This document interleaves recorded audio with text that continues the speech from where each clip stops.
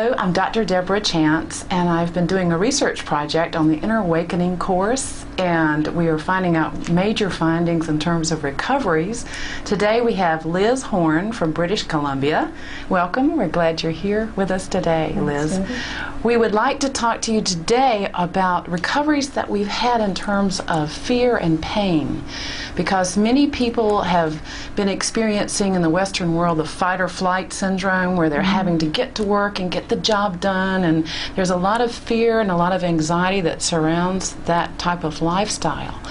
And was wondering, after the 21-day course, have you noticed any differences in terms of your just free-floating fear or any kind of differences in pain? Well, with regards to the fear, just recently we had a quiz, a test from our yoga instructor, and it's been many years since I've done a quiz or like that, and usually I had some anxiety around it, because I was concerned about the outcome. Right. And this time I didn't really care, what the outcome was. I just was going in there with everything that I absorbed, and if the questions came in such a way that it was able to bring that back out of me, then fine.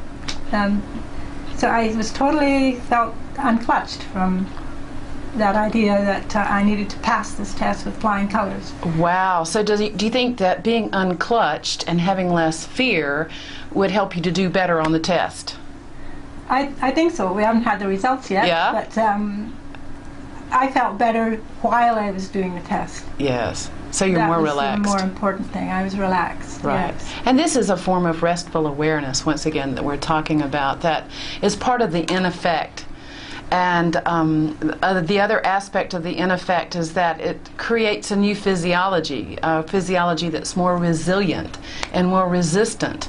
So have you noticed any changes in your body and your body-mind connection? Yes, I certainly have.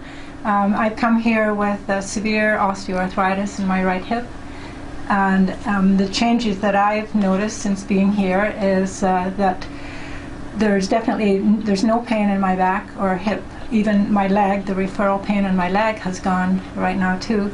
Is that I feel more ease in my movements. I feel less fearful of tripping and falling on this hip. And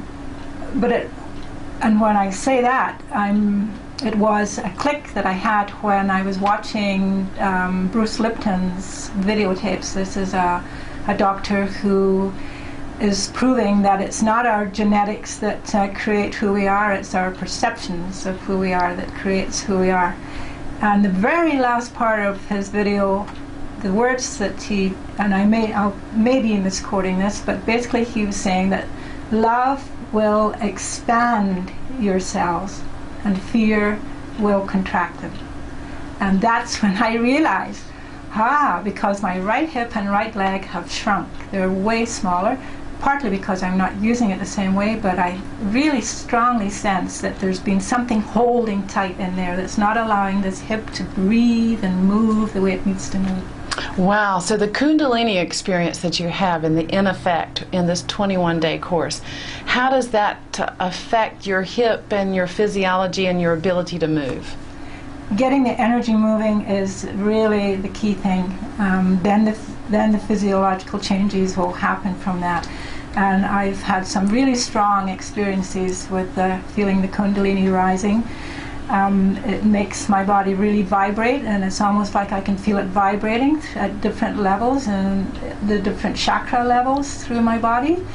And I have experienced, because of my knee, I can't sit cross-legged in Sukhasana. I'm sitting on a meditation bench, but the sense of being lifted up actually takes me back to that sensation I felt skiing deep powder snow. Oh, that's good stuff. That lifting sensation, and I'm just so happy to feel that again. Wow, so it's like a new lease on life in a way, to That's feel right. that levity and that lightness and that joy.